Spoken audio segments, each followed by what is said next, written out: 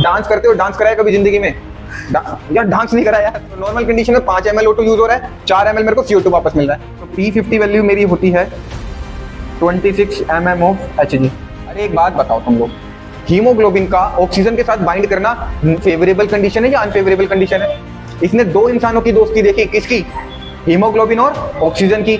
CO2 ने क्या करा, इनकी दोस्ती को तोड़ दिया कि मेरी ऑक्सीजन चली गई। ऑक्सीजन कहती है टेंशन मत ले, अपना टाइम आएगा।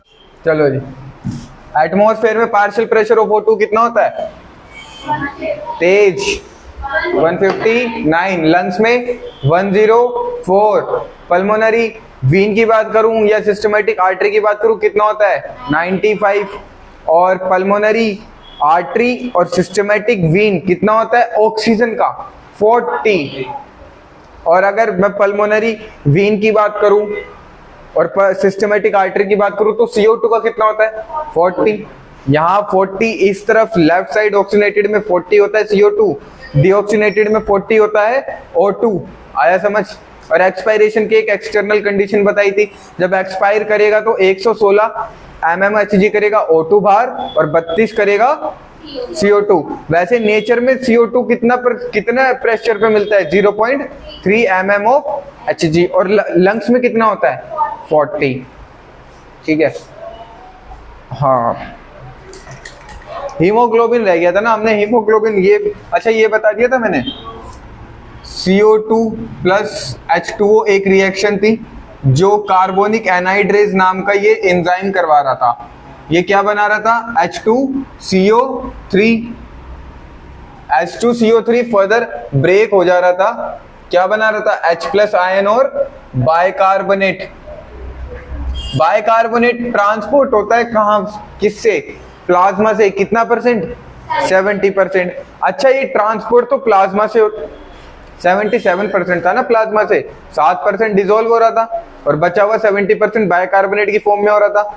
अच्छा ये मतलब ये ट्रांसपोर्ट होता है प्लाज्मा से, किससे होता है? प्लाज्मा से, बट बनता आरबीसी के अंदर है। ट्रांसपोर्ट और फॉर्मेशन में डिफरेंस है या नहीं है? सर ट्रांसपोर्ट का मतलब एक जगह से दूसरी जगह कौन लेके जाता है? प्लाज्मा। ठीक है, और बनता कहां पर है? आरबीसी में। अभी रिएक्शन बताएंगे आगे तो बात करेंगे। 70% था। और ये बता दिया था मैंने, CO2 जब हीमोग्लोबिन के साथ कंबाइन हो जाता है तो क्या बनाता है? कार्बा अमीनो हीमोग्लोबिन। CO2 NH3 और हीमोग्लोबिन, इसका नाम क्या था? कार्बा अमीनो हीमोग्लोबिन। अच्छा मैंने इसके बारे में नहीं बताया था, ये क्या है? CA था कार्बोनिक एनहाइड्राइज। ये क्या है? ये कैटलिस्ट है। कैटलिस्ट पढ़ाया था सर ने 10th या 9th में। क्या होता है कैटलिस्ट? जो एंजाइम को करवाता है, एंजाइम की स्पीड, रेट ऑफ रिएक्शन को इंक्रीज और डिक्रीज करता है कैटलिस्ट। जैसे एक रिएक्शन है A+B, ये बना रही है AB, मान लेते हैं 10 की स्पीड से हो रही है। ठीक है, अगर मैं यहाँ पे कोई कैटलिस्ट डाल देता हूँ C नाम का, तो अब C नाम का अगर ये इसको फास्ट कर, कैटलिस्ट का काम क्या होता है? किसी भी रिएक्शन को कराना, उसके रेट ऑफ रिएक्शन को तेज करना या फिर कम करना। मैंने ऐसा कैटलिस्ट डाला जो रेट ऑफ रिएक्शन ज्यादा कर रहा है, 10 हो रही थी, अब ये 5 मीटर पर सेकंड पे हो रही है। तो क्या ये कैटलिस्ट काम कर रहा है रिएक्शन को ज्यादा तेज करवाने के लिए? क्या अब ये रिएक्शन ज्यादा तेजी से होगी? हाँ या ना? अगर ये मान लो, अगर ये रिएक्शन होने में 10 मिनट लग रहा था तो कैटलिस्ट के आने से कितना लगेगा? सर 5 मिनट लगेगा। ये भी एज्यूम कर सकते हैं, क्योंकि उसने क्या करवा दी? उसकी रेट ऑफ रिएक्शन स्पीड क्या करवा दी? इंक्रीज। तो कार्बोनिक एनहाइड्राइड की जगह पे नोट करके लिख लेना, ये मैक्सिमम मिलता है हमारे को आरबीसी के अंदर। अच्छा देखो मैंने क्या बताया तुमको, ये वाली जो रिएक्शन है कहाँ होती है? आरबीसी में, क्योंकि बाइकार्बोनेट का फॉर्मेशन कहाँ होता है? बाइकार्बोनेट का फॉर्मेशन कहाँ होता है? सबसे ज्यादा ट्रांसपोर्ट किसके थ्रू होता है? प्लाज्मा के। तो जहां ये बाइकार्बोनेट बनेगा, बाइकार्बोनेट कौन बनवा रहा है? कौन सा कैटलिस्ट काम कर रहा है? Carbonic anhydrase. मतलब जहां ये बनेगा सर वहां पे इसकी क्वांटिटी ज्यादा होनी चाहिए। भाई ये बाइकार्बोनेट आयन कहाँ बन रहा है? आरबीसी में। तो आरबीसी में इसकी क्वांटिटी ज्यादा होनी चाहिए, क्योंकि इसके बिना तो बाइकार्बोनेट बनता ही नहीं। तो आरबीसी के अंदर मेरे को मैक्सिमम देखने के लिए मिलता है और मिनिमम देखने के लिए मिलता है मेरे को प्लाज्मा में, क्योंकि सर प्लाज्मा के अंदर तो सिर्फ बाइकार्बोनेट का ट्रांसपोर्ट होता है, फॉर्मेशन तो आरबीसी में होता है। आया समझ? और ये क्या होता है सर? ये होता है हमारा कार्बोनिक एनहाइड्रेट, ये हमारा कैटलिस्ट होता है। इतना आया? इसको जरा नोट करके लिखना, लिखो फटाफट, एक बार छोटा सा लिख लो, फिर आगे बताते हैं। हीमोग्लोबिन का स्ट्रक्चर बता दें हम तुमको, हीमोग्लोबिन क्या था?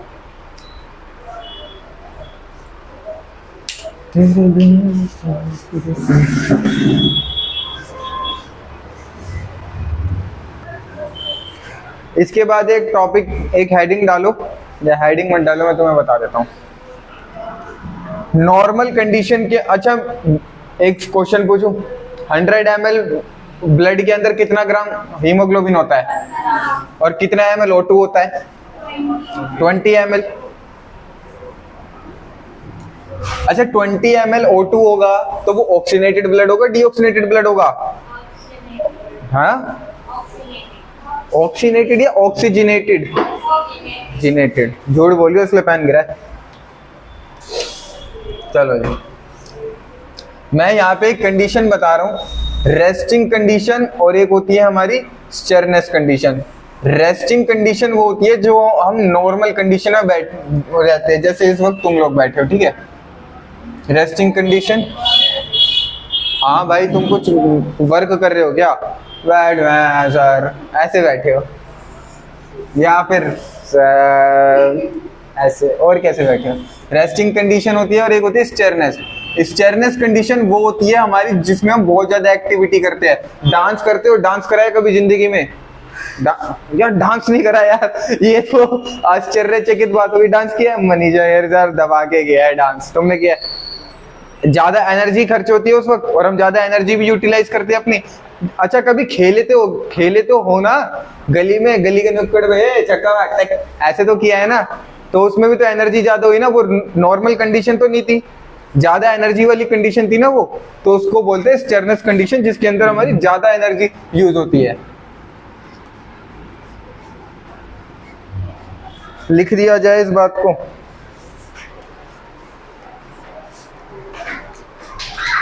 मेरी मम्मी ने कहा तेरे कपड़े धोना छोड़ूंगी अब से मैं, रंगीन कर देता है। अब मेरे को कोई काम वाला ढूंढनी पड़ेगी। स्टेरनेस, जिसके अंदर हम मोर एनर्जी यूज।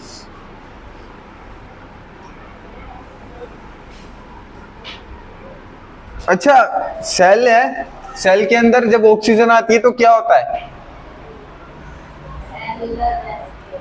कौन सी रेस्पिरेशन? Cellular respiration. देखो यहाँ पे हम सेलुलर रेस्पिरेशन कराएंगे। C6H12O6, इसका ब्रेक डाउन होता है किसकी प्रेजेंस में? क्या बनेगा? CO2 बनेगा और H2O बनता है, और ATP को मैं यहाँ पे, चलो ATP लिख दी, यही बनेगा। अब नॉर्मल कंडीशन में कितना O2 सप्लाई होगा उसकी बात करेंगे, और स्टेरनेस कंडीशन जो ज्यादा एनर्जेटिक होती है उसमें कितना O2 ट्रांसफर होगा ये। अच्छा ये तो है कि सर नॉर्मल कंडीशन के अंदर हम ज्यादा सांस नहीं ले रहे, तो हम नॉर्मल एयर जा रही है, और जब हम ज्यादा एनर्जेटिक होते हैं तो हम बहुत ज्यादा बार रिपीटेशन ब्रीथिंग करते हैं, तो हमारी ज्यादा ऑक्सीजन चाहिए होती है मसल्स को। और अगर हमारे मसल में ऑक्सीजन नहीं पहुंची तो सर वो लैक्टिक एसिड बना लेगा, हाथ ऐसे हो जाएंगे हमारे, जम जाएंगे, तो वहां पे ज्यादा ऑक्सीजन पहुंचना जरूरी है। देखो रेस्टिंग कंडीशन की बात, ये रेस्टिंग कंडीशन के अंदर गई।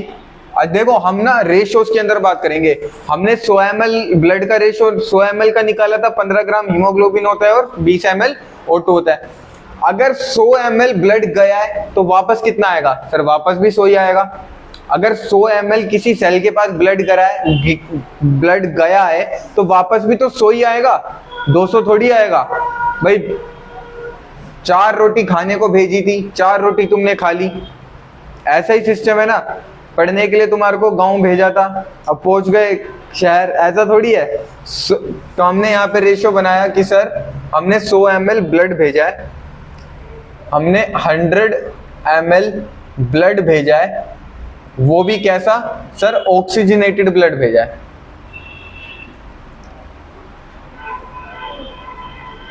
अच्छा, मैंने 100 ml ब्लड भेजा है तो इसके अंदर कितनी ml O2 होगी मेरे पास? 100 ml मेरे पास ब्लड है, मैंने पूछा कितनी ml O2 होगी और कितना ग्राम हीमोग्लोबिन होगा? 15। ठीक है साहब, इसके अंदर मेरे को मिलता है 20 ml O2। देखो 100 ml ब्लड भेजा था तो उसके साथ कितनी ml O2 जाएगी? 20 ml O2 जाएगी। ठीक है सर, गई। मेरे पास नॉर्मल कंडीशन के अंदर सिर्फ 25% O2 जाएगी। 20 ml का 25% कितना होगा? 5 ml। 5 ml। अच्छा, 20 का आधा, 20 का 50% कितना होगा? 10 का आधा, तो वो 25% हो गया। ठीक है, अब जब मैंने 25% O2 भेजी, कब भेजी, कौन सी कंडीशन में भेजी है? रेस्टिंग में। तो मेरे पास कितनी ml O2 गई होगी? 5 ml O2 गई। O2 जाके क्या करेगी यहाँ पे? सेलुलर रेस्पिरेशन क्या बना देगी? CO2 H2 और ATP। ठीक है, जैसे मैंने 5 ml O2 भेजी। अच्छा, मैंने ये बताया था ये टिश्यू है, यहां से ये ऑक्सीजन आ रही है, ऑक्सीजन कहाँ गई? टिश्यू में। टिश्यू ने क्या भेज दिया? CO2। ऑक्सीजन कहाँ गई? ये क्या है? सेल कहो इसको या फिर टिश्यू कहूं। O2 भेजी, वापस में क्या मिलेगा? मैंने O2 गिफ्ट में दी थी, तो रिटर्न में मुझे क्या गिफ्ट में मिला? बताओ, CO2 दे रहे हैं। अरे O2 दो तो सांस ले भी हम, CO2 गिफ्ट में मिल रहा है। तो यहाँ पे मेरे पास CO2 मुझको मिलती है 4 ml। 5 ml O2 भेजी थी, 4 ml CO2 आई है, 1 ml बराबर नहीं आई, कुछ रेशो कम आया। अब मैंने ब्लड कितना भेजा था? टोटल ब्लड मैंने कितना भेजा था? तो वापस भी कितना आएगा?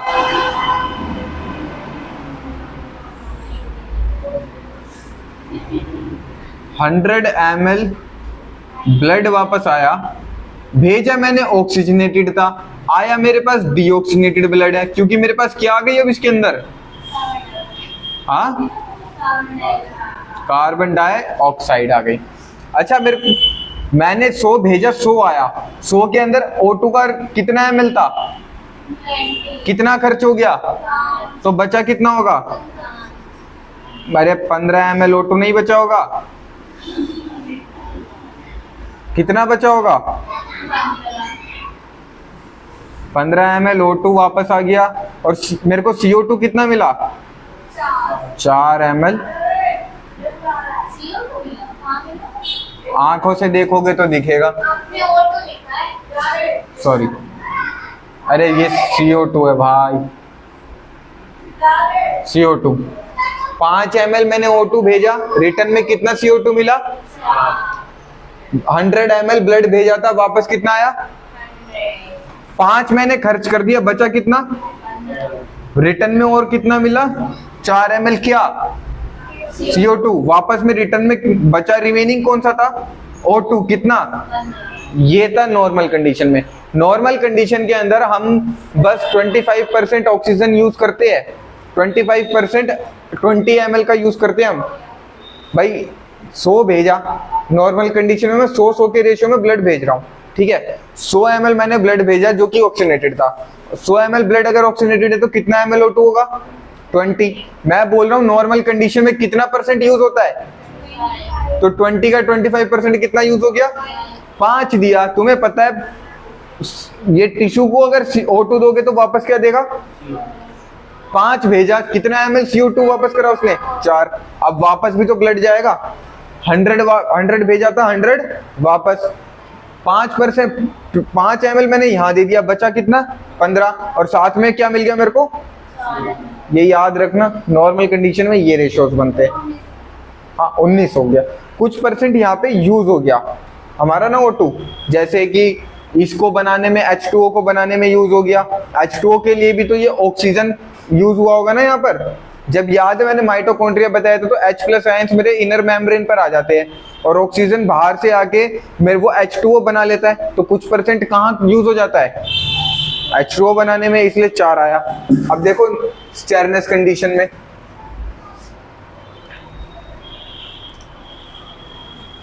मैंने यहां पर 100 ml ब्लड भेजा ऑक्सीजनेटेड, कितनी ml O2 होगी उसके अंदर? अरे कितनी ml O2 होगी इसमें? 20 ml O2 होगी। अब मैं बोल रहा हूं यहां पे यूज हुई है 20 ml का 75%, मतलब कितनी ml होगी? 15 ml O2 यूज हो गई। कौन सी कंडीशन में? स्टेरनेस में। ठीक है सर। अगर 15 ml O2 मेरे को, अगर मैंने 15 ml O2 भेजी थी, सर मैंने O2 भेजी तो वापस में कुछ ना कुछ तो CO2 मिलेगी। तो यहाँ पे मेरे को वापस में CO2 मिली 14 ml CO2। और सर अगर जैसे आपने 100 ml ब्लड भेजा था, वैसे ही 100 ml ब्लड वापस भी आएगा। और अब वो कैसा बनकर आएगा? डीऑक्सीजनेटेड। क्योंकि उसमें क्या आ गया? अब सर आ गया हमारे पास CO2। समझ आ रहा है ये वाला कॉन्सेप्ट? अब मेरे पास बताओ इसमें कितना ml CO2 मेरे को मिला? सर 14 ml मेरे को मिला CO2, और कितना ml ऑक्सीजन बच गया मेरे पास?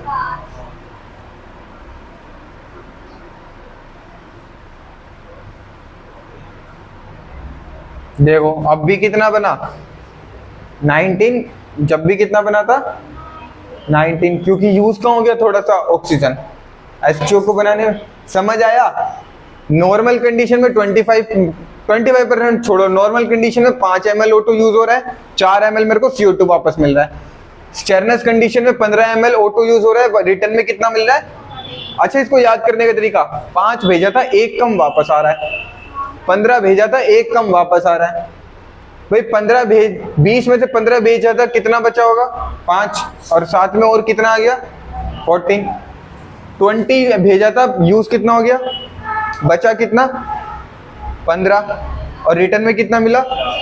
आया समझ में?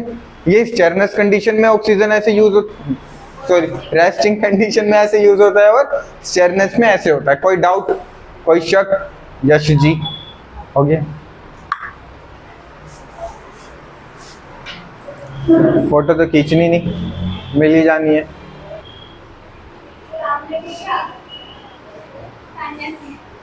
चलो जी, अगली हेडिंग है हमारी O2 dissociation curve. Normal condition में कितना ml O2 जाएगा?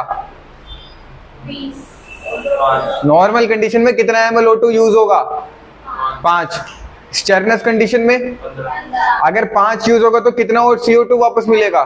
4। और अगर 15 यूज होगा तो कितना CO2 वापस में मिलेगा? 14। भाई मेरे को तो बोलने दिया करो पहले, तुम पहले ही मेरे से बोल जाते हो।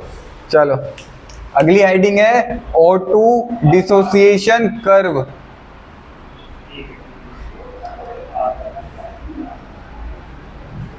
O2 डिसोसिएशन कर्व, इसका एक और नाम है, इसको प्यार से हम बोलते हैं सिग्मोइड कर्व। और एक और लिख लो, चलो इसको बोलते हैं बोहर्स इफेक्ट। अरे वो नील बोहर नहीं है, ये जो पढ़ा था तुम लोगों ने, वो नहीं है, ग्राफ बनाते।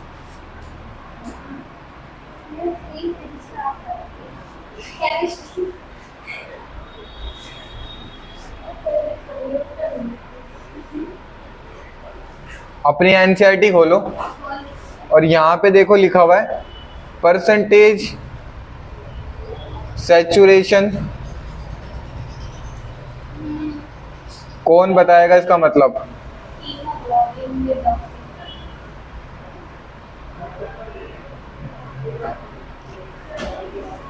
परसेंटेज बताओ हीमोग्लोबिन और ऑक्सीजन की, वो कितना परसेंट सैचुरेट हो चुका है। सैचुरेट मतलब कंसंट्रेट कितना हो चुका है, मतलब आपस में कितना मिक्स हो गया है वो परसेंटेज बताओ। जब ये परसेंटेज बताएगा किसकी? हीमोग्लोबिन और O2 का कितना सैचुरेट हो चुके हैं वो। और ये बताएगा partial pressure of O2।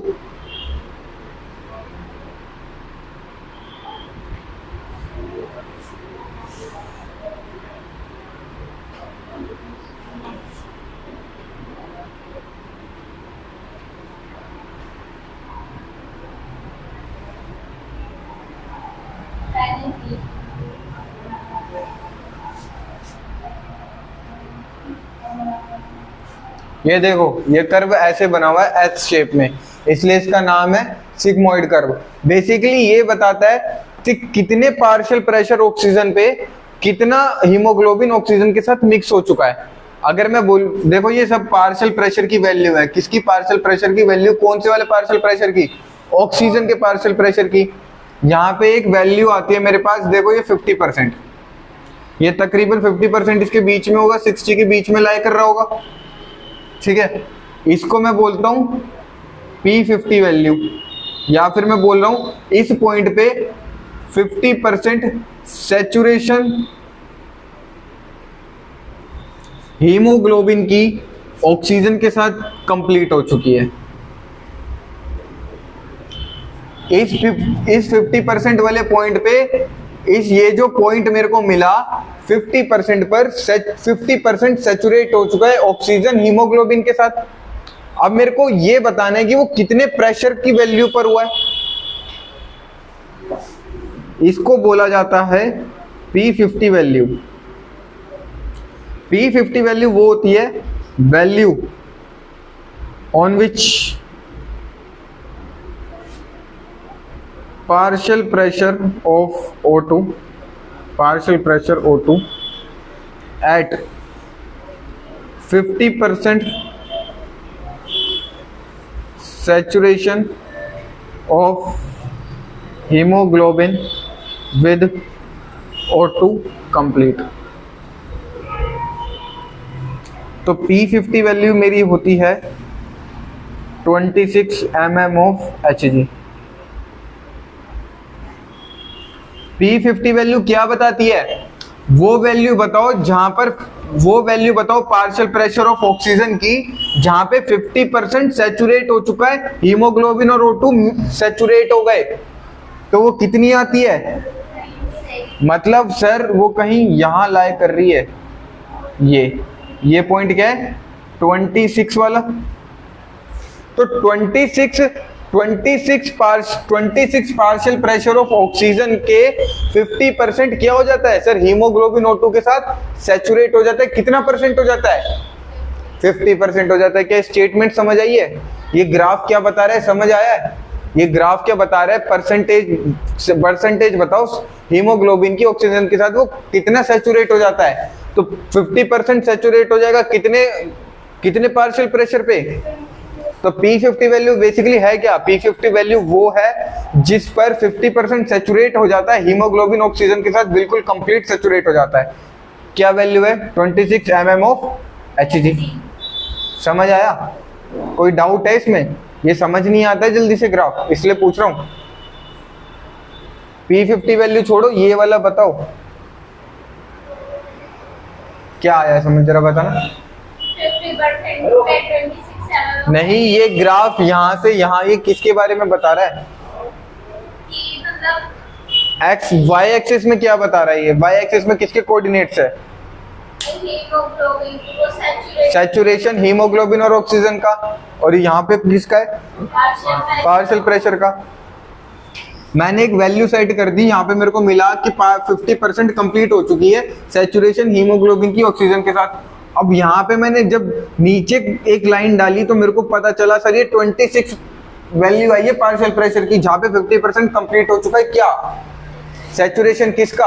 Oxygen का हीमोग्लोबिन के साथ। और वो वैल्यू, ये क्वेश्चन आएगा भाई।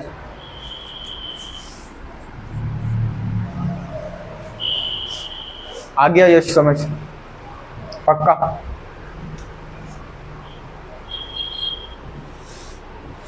आगे बताऊं? नोट डाउन कर लो उसको, रुक जाओ।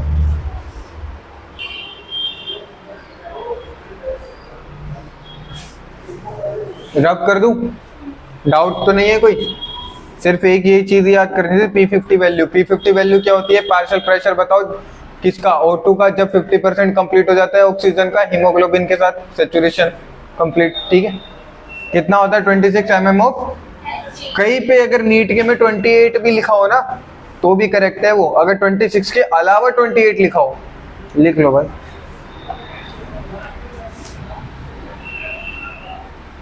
क्योंकि मैंने देखा है कई सारी बुक के अंदर 28 mm ऑफ Hg भी देता है और बच्चे छोड़कर आ जाते हैं कि सर ने तो 26 बताया था।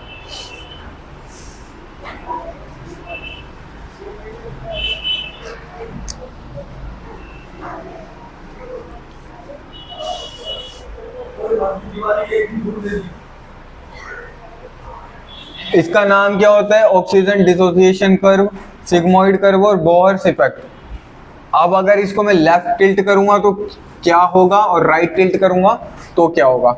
बस एक रिएक्शन है जिसको याद रखना, ये वाली रिएक्शन, ये जो पीछे लिखी है ना, हाँ, ये कार्बोनिक एनहाइड्रेज वाली रिएक्शन। अच्छा, इस रिएक्शन के अंदर अगर मैं फॉरवर्ड जाऊंगा तो क्या H+ आयन बढ़ेगा? देखो रिएक्शन में, अगर मैं फॉरवर्ड मतलब आगे की तरफ रिएक्शन में जाता जाऊंगा, CO2 मिला, H2 मिला, क्या बन गया? H2CO3। उसके बाद क्या बना मेरे पास? H+ और बाइकार्बोनेट। अगर मैं इसके अंदर आगे की तरफ जाऊंगा तो क्या मेरे पास H+ आयन बढ़ेगा? और अगर मैं बैकवर्ड की तरफ आऊंगा तो H+ आयन कम होगा, कम हो जाएगा। H+ आयन बढ़ता है। pH पता है क्या होता है? Potential of hydrogen. pH value भाई चेक करते हैं ना हम स्कूल के अंदर, pH वैल्यू हमारी क्या होती है? 0 से 7, 7 से 14, यही होती है। अगर मेरी H+ आयन ज्यादा बढ़ेंगे तो pH की वैल्यू क्या होती है? कम हो जाती है। मतलब कहाँ चली जाएगी? 7 से पीछे। 7 से पीछे होता है सर एसिडिक, और 7 से आगे क्या होता है? बेस। अगर H+ आयन ज्यादा बढ़ेंगे तो pH वैल्यू क्या हो जाएगी? कम हो जाएगी। कम होने की वजह से कैसा हो जाएगा सॉल्यूशन? एसिडिक। अगर H+ आयन डिक्रीज कर दो तो pH वैल्यू इंक्रीज और सॉल्यूशन कैसा हो जाएगा? बेसिक। तो जब मैं रिएक्शन की तरफ आगे जाता हूं तो मेरे पास एसिडिक रिएक्शन हो जाती है, और जब पीछे की तरफ आता हूं तो बेसिक हो जाती है। यार है समझ, ये रिएक्शन का आगे खेल है, इतना ध्यान रखना। और अच्छा देखो, ये बनी किससे? जब मेरे पास CO2 होगा तभी तो रिएक्शन आगे फॉरवर्ड होगी। देखो रिएक्शन में जब CO2 मेरे को मिला तभी तो रिएक्शन क्या हुई? फॉरवर्ड हुई। अगर मैं CO2 की कंसंट्रेशन बढ़ा दूं तो क्या मेरी H+ की भी कंसंट्रेशन बढ़ जाएगी? क्योंकि H+ किस पे डिपेंड कर रहा है? इसमें CO2 पे कर रहा है। मतलब सर जहां जहां CO2 बढ़ जाएगा वहां H+ की कंसंट्रेशन क्या हो जाएगी? ज्यादा। और जहां जहां H+ की कंसंट्रेशन कम होगी क्या वहां CO2 की भी कम हो जाएगी? ये एक दूसरे के डायरेक्टली प्रोपोर्शनल है। CO2 बढ़ेगा तो H+ बढ़ेगा, CO2 कम होगा तो H+ कम हो जाएगा। चलो जी, इतना आगे समझ तो आगे वाला सारा समझ में आ जाएगा।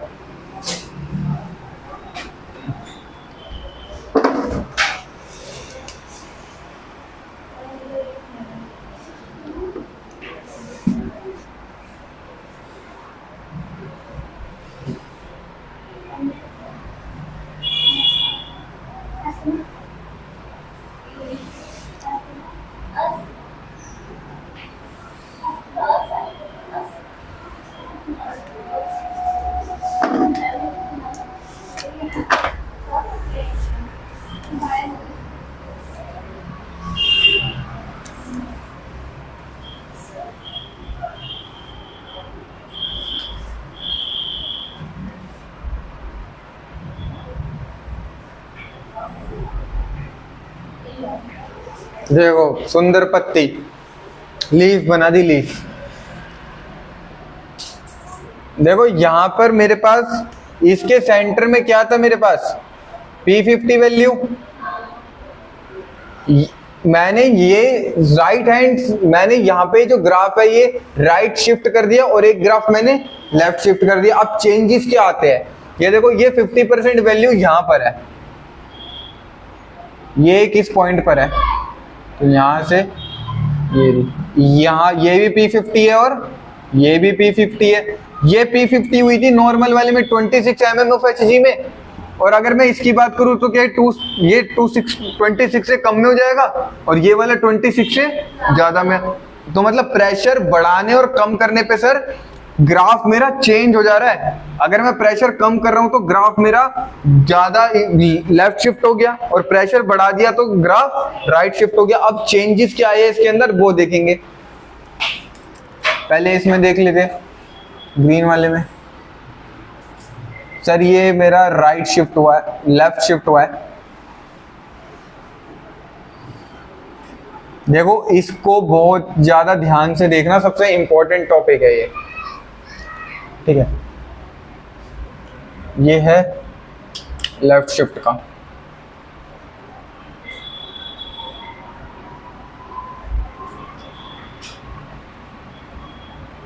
लेफ्ट शिफ्ट जब हुआ तो इसको बोला गया हीमोग्लोबिन O2, हीमोग्लोबिन का O2 के साथ एसोसिएशन।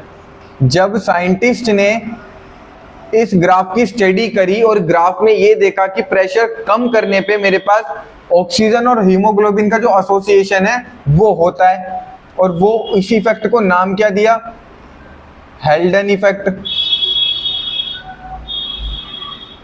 और ये सारी जो कंडीशन हो रही थी ये सारी सर फेवरेबल कंडीशंस में था।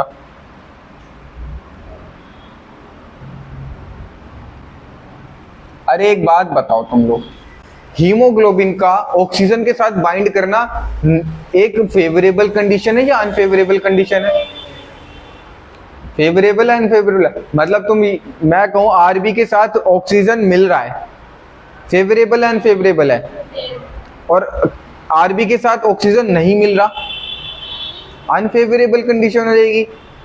तो क्या यहाँ पे मैंने लिखा HB हीमोग्लोबिन O2 के साथ एसोसिएट हो रहा है, तो ये कैसी कंडीशन हो गई? फेवरेबल कंडीशन हो गई। अब इसके अंदर हुआ क्या, मतलब मैं ये कह सकता हूं कि सर मेरे पास जो पार्शियल प्रेशर है O2 का बढ़ गया, ज्यादा एसोसिएट होने लग गया, तो मेरे पास ऑक्सीजन का प्रेशर क्या हो गया, इंक्रीज।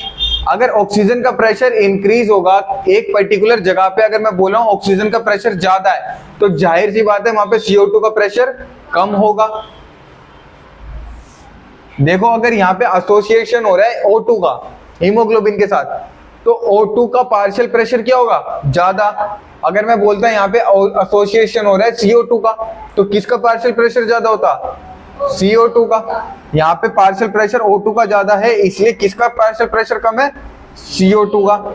अब आ जाओ यहाँ पर, मैंने क्या कहा था, CO2 जितनी ज्यादा होगी उतना ज्यादा H+ आयन होगा। रिएक्शन दोबारा लिख देते, CO2 प्लस H2O प्लस क्या बनाता है यहाँ पे, H2CO3, किसकी प्रेजेंस में, कार्बोनिक एनहाइड्रेस, और उसके बाद क्या बनाता, H+ और bicarbonate ion HCO3 minus. CO2 का पार्शियल प्रेशर क्या है, कम, तो H+ भी क्या होंगे, कम। और अब बताओ pH वैल्यू क्या होगी, pH वैल्यू ज्यादा हो जाएगी, बेसिक हो जाएगा। pH वैल्यू क्या हो गई, ज्यादा। इसको याद रखना, CO2 कम हुआ तो H+ बढ़ गया, H+ कम होगा तो pH की वैल्यू क्या हो जाएगी, बढ़ जाएगी, मतलब बेसिक की तरफ चली जाएगी। CO2 कम हुआ इसीलिए मेरा टेम्परेचर भी क्या हो गया, कम, ठीक है, टेम्परेचर भी क्या हो गया, कम। अब यहां बताओ, जो हमारा नॉर्मल ग्राफ था P50 value 26 mm of Hg आई थी, सॉरी P50 की वैल्यू कितनी आई थी, 26 mm of Hg। क्या अब मेरी P50 वैल्यू यहां से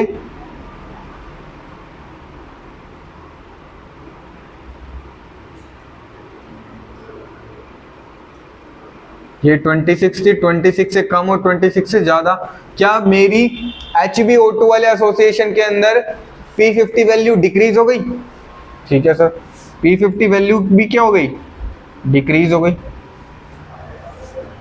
समझ आ रहा है क्या आया, CO2 का कम होगा, CO2 का कम होगा तो H+ आयन कम हो जाएंगे और pH वैल्यू बढ़ जाती है और टेम्परेचर भी क्या होगा, कम हो जाएगा।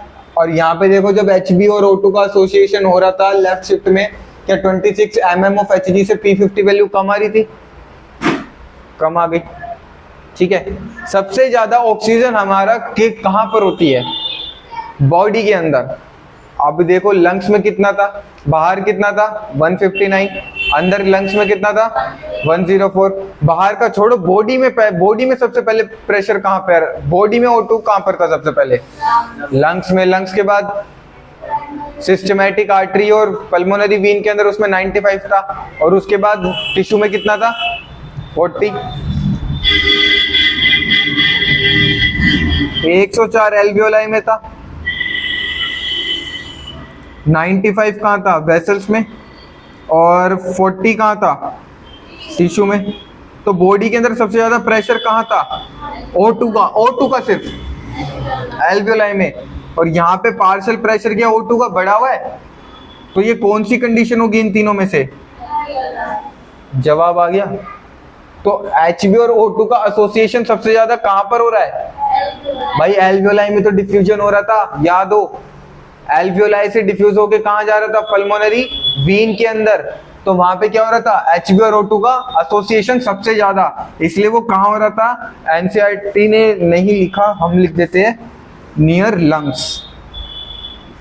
इसलिए ये वाली जो हेल्डन इफेक्ट जो मेरे को मिला वो कहाँ मिला? Near lungs.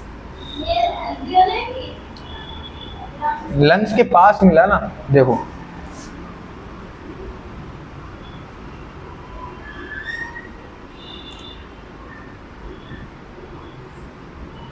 यहां से जा रही है ना ऐसे वेसल, यहां से यहां ट्रांसफर हो रहा है, तो ये नियर लंग्स है ना।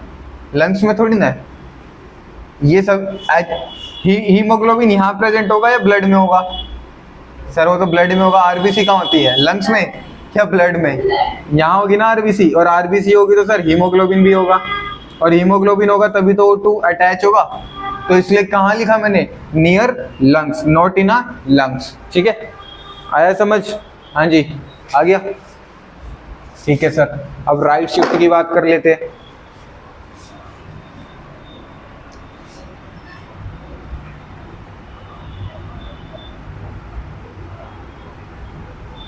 राइट शिफ्ट हमारा था अनफेवरेबल कंडीशन।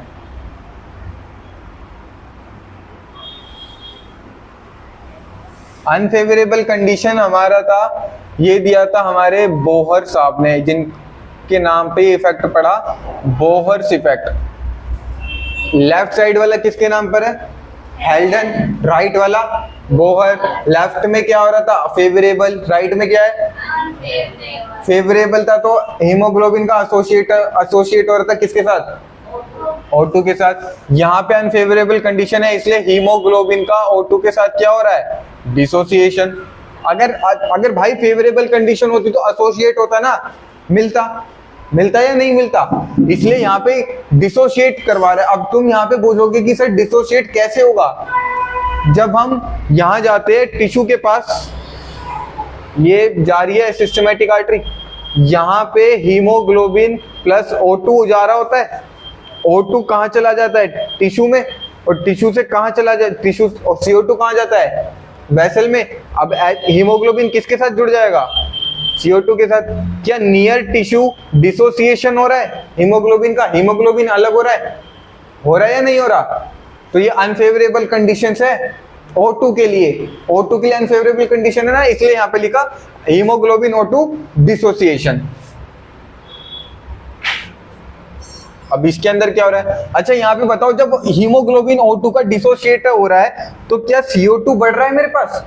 हीमोग्लोबिन कम होता जा रहा है, CO2 बढ़ता जा रहा है। ठीक है सर, पार्शियल प्रेशर करवा देते हैं। जब डिसोसिएशन हो रहा है तो सर मेरे पास O2 क्या हो रहा है? कम, और CO2 क्या हो रहा है? ज्यादा। CO2 बढ़ेगा तो क्या बढ़ेगा? H+ आयन बढ़ेगा, बढ़ा दिया। H+ आयन बढ़ गया। जब H+ आयन अगर बढ़ गया तो pH की वैल्यू क्या होगी? pH वैल्यू क्या हो गई? कम हो गई। सर CO2 कम हुआ था तो टेम्परेचर भी क्या था? CO2 बढ़ा है तो टेम्परेचर भी ज्यादा, टेम्परेचर भी बढ़ गया। सर CO2 जब कम हुआ था तो P50 वैल्यू क्या आई थी सर? कम आई थी। अब जब CO2 बढ़ गया तो P50 वैल्यू भी क्या आई? ज्यादा। ये देखो ये 26 से ज्यादा है, P50 वैल्यू भी क्या आई? ज्यादा। और ये कहां पर हुआ डिसोसिएशन, किसके पास हुआ? टिश्यू में हुआ या नियर टिश्यू हुआ? टिश्यू में कैसे हुआ? ये डिसोशिएट कहाँ हो रहा है? वेसल्स में हो रहा है। यहाँ पे भी कहाँ हुआ था? वेसल में। लंग्स में तो नहीं हुआ था। हीमोग्लोबिन कहाँ थी? हीमोग्लोबिन टिश्यू में होता है क्या? कहाँ होता है? आरबीसी में। आरबीसी कहाँ होता है? आ गया समझ? इसलिए वो नियर लिख रहा है बार बार। ये हुआ नियर। अब इसको नहीं भूलोगे तुम लोग। Near tissue.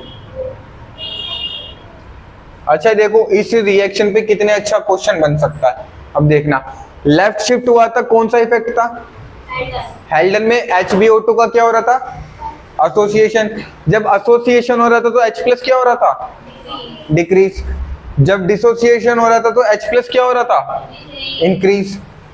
अब ये बताओ, अगर मैं इसमें राइट साइड जाता हूं तो H प्लस बढ़ेगा, तो कौन सा इफेक्ट आएगा? देख के बोलो, चीटिंग करो, मैं तो चाह रहा हूं। कौन सा? अगर मैं सीधे हाथ की तरफ फॉरवर्ड जाऊंगा तो H प्लस बढ़ेगा, सर बढ़ेगा। कौन सा इफेक्ट होगा? बोहर होगा, हेल्डन होगा? अगर बोहर इफेक्ट होगा तो HbO2 का क्या होगा? अगर तुम्हारे को क्वेश्चन दे दे, ये रिएक्शन दे दे और तुमसे पूछे मुझे बताओ फॉरवर्ड जाओगे बैक, क्वेश्चन ये है कि मुझे बताना है HbO2 का डिसोसिएशन,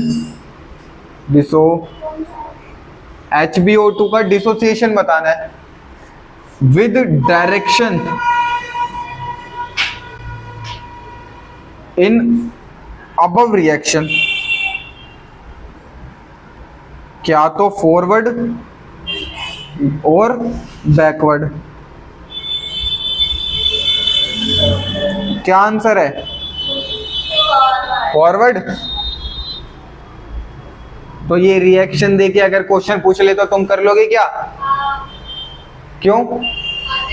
आता है इसलिए। शाबाश। राइट साइड मूव करा तो हमारा हीमोग्लोबिन। अच्छा मैं यहाँ पे ये भी पूछ लूं, नहीं डिसोसिएशन तो पूछ ही लिया। अगर मैं पूछूं बताओ इस कौन सी डायरेक्शन में हेल्डन इफेक्ट लग रहा है? ए लाला, बैकवर्ड में लग रहा है। बैकवर्ड में लग रहा है ना। हेल्डन बोहर थोड़ी पूछा था। हीमोग्लोबिन O2 का डिसोसिएशन होता है जब मैं सीधी हाथ की तरफ जाता हूं, मतलब फॉरवर्ड जा रहा हूं। और ये किसका इफेक्ट है सर? ये है बोहर्स इफेक्ट। हाँ, बोहर्स इफेक्ट। ठीक है। और अगर मैं यही बैकवर्ड आ रहा हूं तो यहाँ पे हो रहा है HbO2 का एसोसिएशन और इफेक्ट कौन सा लग रहा है? हेल्डन, नॉट हेलन। Harry Potter. आया समझ? ग्राफ बढ़िया ग्राफ है, इंटरेस्टिंग है। देखो एक चीज याद कर लो, बाकी उसकी अपोजिट होती जा रही है और याद ही हो गया। ठीक है। अच्छा क्वेश्चन एक बार देख लो, मैं रब कर रहा हूँ, फिर मेरे को कुछ इंपॉर्टेंट लाइन लिखना है। मैं भेज दूंगा नोट्स में ना, एटलीस्ट इसको लिख लेना क्वेश्चन को ना, एक यहाँ पे बता दूं।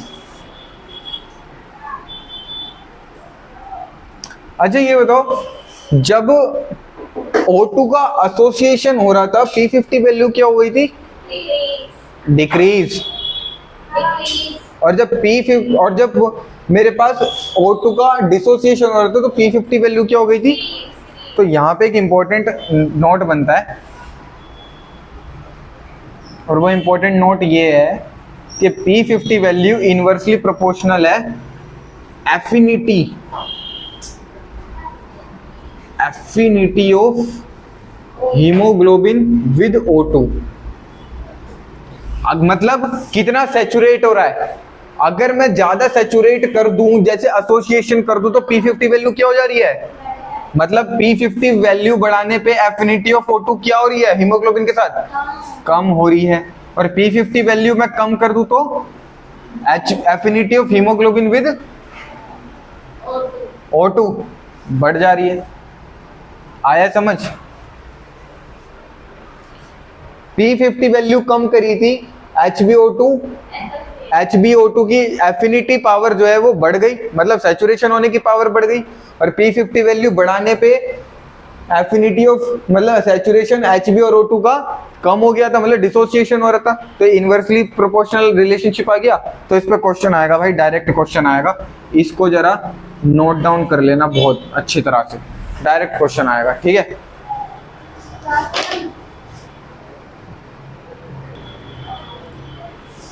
इधर आओ लंग्स में, लंग्स में हमारे को लंग्स ने O2 दी, CO2 वापस दे दी और टिश्यू के पास आओ, O2 दी थी, CO2 वापस ले ली। CO2 सबसे पहले ब्लड में कहां पर आई?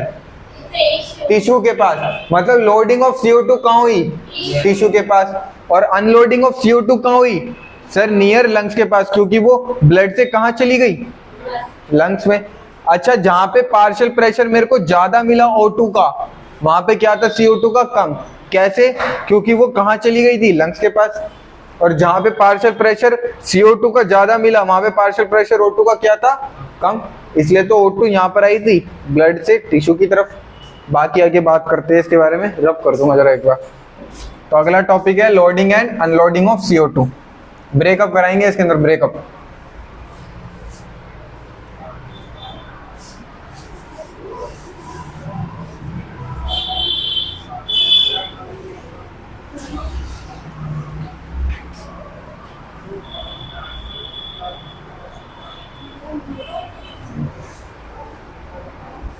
इस बोर्ड को ना नहलाना पड़ेगा एक दिन, ये चमक नहीं रहा अब। सर बस यही वाला जो दूसरा मतलब वहाँ वाला ना शर्म होती है, रगड़ तभी तो वो खराब हो गया।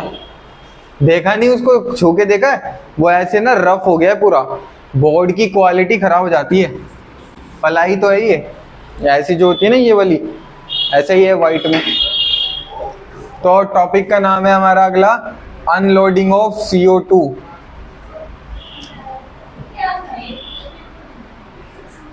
नहीं, लोडिंग ऑफ CO2, सॉरी। सबसे पहले लोडिंग ऑफ CO2 कहाँ हुई थी? टिश्यू के पास, टिश्यू में।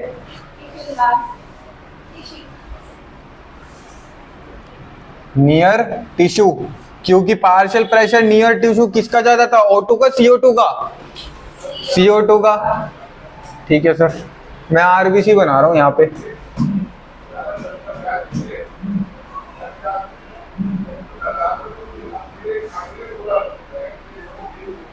सब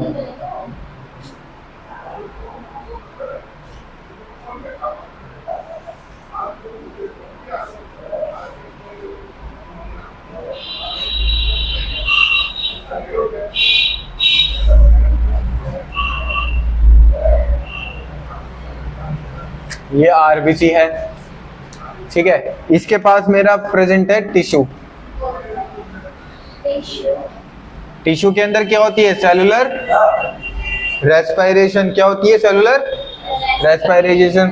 C6H12O6, इसको तोड़ा किसकी प्रेजेंस में? O2 की प्रेजेंस में। क्या मिला मेरे को? CO2, H2O और ATP। कितना?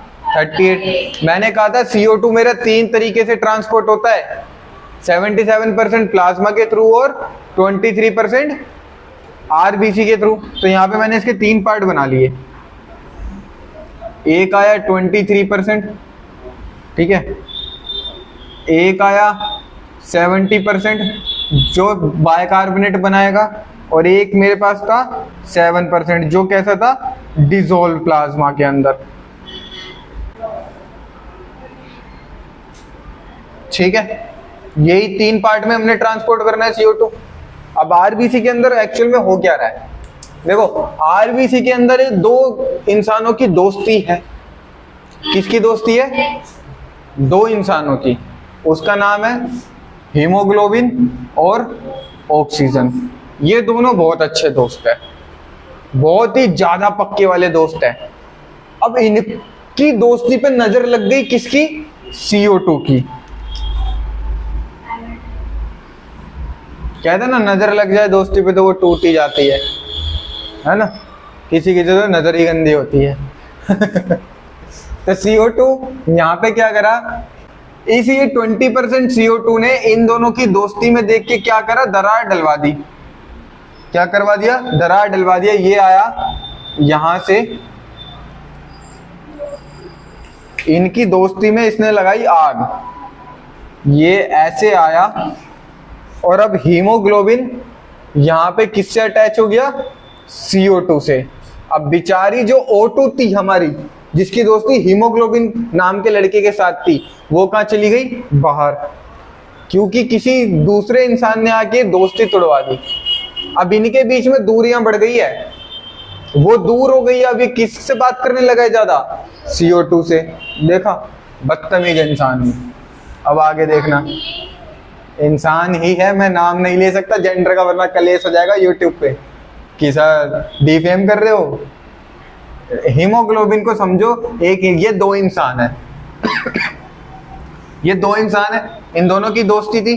किसने देखा, CO2 ने। CO2 ने सोचा कि अब मैं इनकी दोस्ती तोड़ूंगी। CO2 गई, O2 को उसने बाहर भेज दिया, इसने दोस्ती कर ली HB से।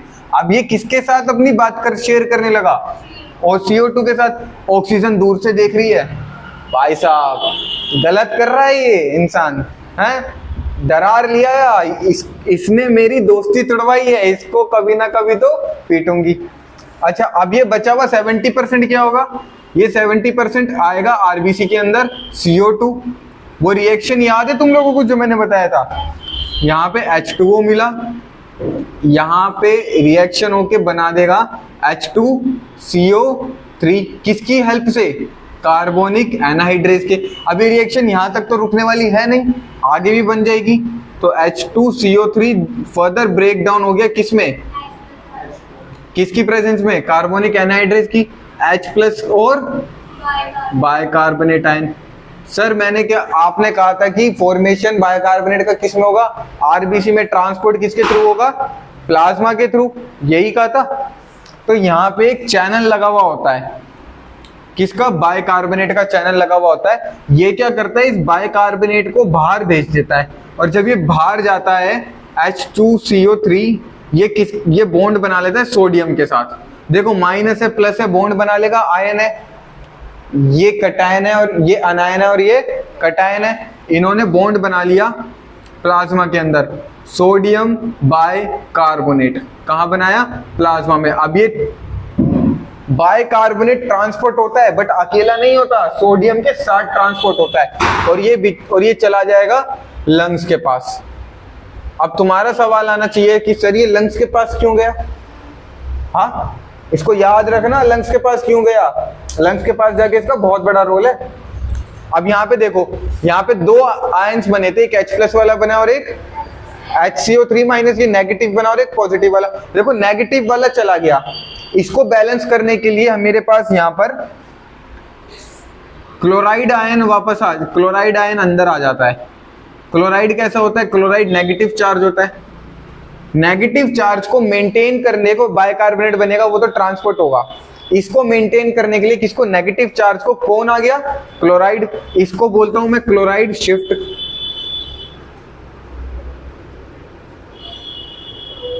ठीक है, अब ये H+, अच्छा मैंने कहा था CO2 जब बढ़ेगा तो H+ बढ़ जाएगा, ये H+ बढ़ गया तो pH वैल्यू क्या होगी, कम हो जाएगी, मतलब एसिडिक हो जाएगा। और जब RBC एसिडिक हो जाता है तो RBC की डेथ हो जाती है। क्या हो जाती है, डेथ। कब, जब RBC क्या हो जाता है, एसिडिक। तो एसिडिक ना हो, RBC की डेथ ना हो, तो जो इसकी थोड़ी सी दोस्ती बची थी ना, यहाँ पे देखो 20% दोस्ती तो इसने तोड़ी दी थी। यहाँ पर जो बची कुची थोड़ी बहुत दोस्ती थी, अब CO2 की और नजर गई वहां पर इसकी, अब जाएगी H+ आएगा। अब CO2 का दोस्त जो H+ है, वो आके उनकी बची कुची दोस्ती और तोड़वा देगा। ये हीमोग्लोबिन था, थोड़ी बहुत इनकी बात हो रही थी फोन पे, हल्की फुल्की, पूरी नहीं हो रही थी पहले की तरह, हल्की फुल्की हो रही थी। नजर लगी H+ की, किसने बोला था, CO2 ने, कि भाई साहब पूरी दोस्ती तोड़नी है इनकी। होते हैं ना दोस्ती, मेरा दोस्त साथ में एक और है, अगर मेरे दोस्त ने मेरे को बोला है दोस्ती तुड़वानी है तो मतलब तुड़वानी है। H+ ऐसा काम करेगा।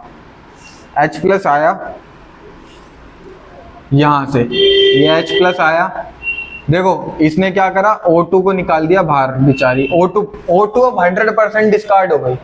O2 तो चली गई, अब O2 का कोई अस्तित्व भी नहीं बचा। अब यहाँ पे बन जाएगा H, ये वाला H आ गया और H भी आ गया। तो इसको बोलते हैं हम हीमोग्लोबिक एसिड। ठीक है, हीमोग्लोबिक एसिड। और इसको ये जो H भी है इसको मैं बोल रहा हूं बफर सॉल्यूशन। बफर सॉल्यूशन क्या होता है पता है? Resist to changes of pH. अरे क्या H प्लस आयन बढ़ने से एसिडिक हो रही थी आरबीसी? आप अगर एसिडिक होती तो उसकी डेथ हो जाती। तो HB ने क्या करा यहाँ पे, एज अ बफर काम करा, मतलब रेसिस्ट करा किसको, पीएच को चेंज होने से। इसने यहाँ पे HB ने किसके साथ बॉन्ड बना लिया, H के साथ। क्या, और बॉन्ड बना के कौन सा एसिड बनाया, हीमोग्लोबिक एसिड। और किसको बेचारी को छोड़ना पड़ा। अब ये हीमोग्लोबिन जो था मजबूर हो गया था कि भाई मैंने पहले दोस्ती करके अपनी दोस्ती में तकरार करवा ली, अब मेरी मजबूरी है O2 को छोड़ना। अब O2 नहीं, O2 किल सी हुई है कि तूने मेरे को छोड़ा कैसे। अब O2 बदला लेगी। ये सारी चीज कहाँ हुई है सर, हमारी नियर टिश्यू। ठीक है, ये सारी चीज कहाँ हुई थी, नियर टिश्यू हुई थी। ये समझ आया। बफर सॉल्यूशन क्या होता है, जो ऐसा सॉल्यूशन जो किसको चेंज होने से बचाता है, पीएच को। ये जो क्लोराइड आयन था वो कहाँ चला गया, अंदर आ गया। किस लिए, मेंटेन करने के लिए नेगेटिव चार्ज। HCO3 किसके पास चला गया, बाहर, आरबीसी के बाहर। सोडियम के साथ रिएक्ट करके प्लाज्मा में क्या बना लिया, सोडियम बाइकार्बोनेट। और कहाँ चला जाएगा, लंग्स के पास। क्या ये रिएक्शन समझ आई? ये कब हो रहा है, लोडिंग ऑफ CO2। ऐसे ही लोड हो रहा है, देखो ऑक्सीजन और मैंने क्या कहा था, ऑक्सीजन बाहर जाती है, CO2 अंदर चली जाती है। CO2 की करा दी हमने लोडिंग। तो यहाँ पे कुछ पॉइंट है, मैं लिख देता हूँ इंपॉर्टेंट। बाकी इसका अगला चैप्टर में, बाकी हम अगली बार पढ़ेंगे। HCO3 माइनस, हाँ तो लिख रहा हूँ बस एक मिनट, कम आउट। देखो बाय इसको बोलते हैं, देखो एक हाइड्रोजन है इसलिए इसको बोलते हैं बाय। अगर दो होता है तो, अबे भाई ट्राई थोड़ी बोलते हैं, क्या बोलते हैं, केमिस्ट्री वाले मास्टर से पूछ कर आना, मैं बताऊंगा कल। HCO3 क्या यहाँ पे HCO3 बाहर आ गया, कहां से बाहर आया, HCO3 कम आउट फ्रॉम, अरे ओ डाई क्या, HCO3 minus come out from RBC and react with sodium in plasma to form, क्या बनाया था इसने रिएक्ट करके sir, sodium bicarbonate and moves toward, कहां की ओर चला गया सर, लंग्स के पास चला गया। ठीक है, सेकंड पॉइंट, मेंटेन करने के लिए negative charge, for maintain negative charge chloride ion come inside RBC। This phenomena is known as chloride shift।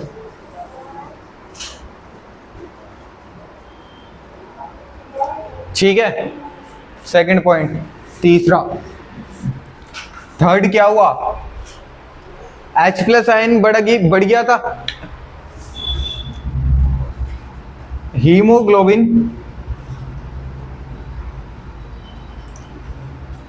if H plus ion increase, hemoglobin bind with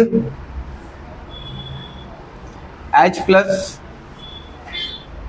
to form, अरे haemoglobin ने H plus के साथ bind करके क्या बनाया था, हीमोग्लोबिक acid, हीमोग्लोबिक acid.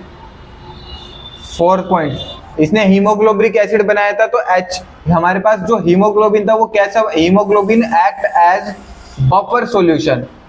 क्या यहाँ पे बफर सॉल्यूशन की तरह काम करा है? बफर सॉल्यूशन क्या होता है? जो बचाता है पीएच को चेंज होने से। अगर मेरे पास यहाँ पे H आयन बढ़ जाता, चलो 5वां भी लिख लो, if H plus ion increase, तो पीएच वैल्यू क्या हो जाती? डिक्रीज। और डिक्रीज होने की वजह से कैसा हो जाता? एसिडिक।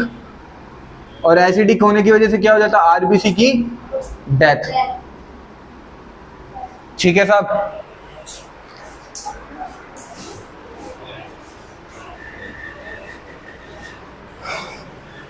तो आज के लिए इतना काफी है। समझ आया? ये वाला, ये सब कहाँ हो रहा है? लोडिंग ऑफ CO2 कहाँ हुई? Near tissue. 3 तरह से CO2 ट्रांसपोर्ट होती है, 23%, 70% और 7%। 70% किसकी फॉर्म में होती है सर? बाय कार्बोनेट की फॉर्म में होती है, और 23% आरबीसी की उसमें होती है। अच्छा देखो, यहाँ पे डायरेक्ट आया था, यहाँ पे ये जो रिएक्शन हुई है ये विदाउट एंजाइम हुई है। यहाँ पे तो कार्बोनिक एनहाइड्राइड नहीं आया था। इसने 2 इंसानों की दोस्ती देखी, किसकी? हीमोग्लोबिन और ऑक्सीजन की। CO2 ने क्या करा? इनकी दोस्ती को तोड़ दिया। कितना परसेंट?